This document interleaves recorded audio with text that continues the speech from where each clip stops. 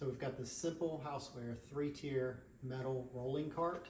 Let's see how easy it is to put together and then give you a quick review on it.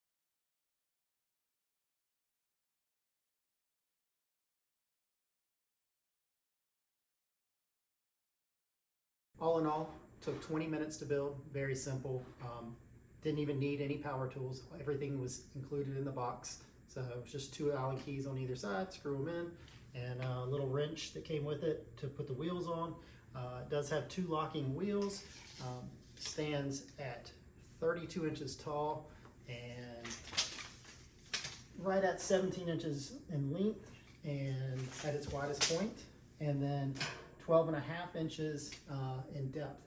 And then each tray is about 3 inches deep. So it's gonna hold a lot of stuff. My daughter's gonna use it for food under her dorm bed, and whatever else she needs to put in it, toilet paper, makeup, whatever, you know. It's got 3 little hooks on the outside. She can hang a washcloth or something on it, and it's pretty solid. So get yours at the link below, and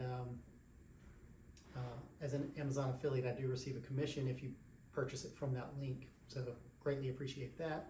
But all in all, pretty durable shelf.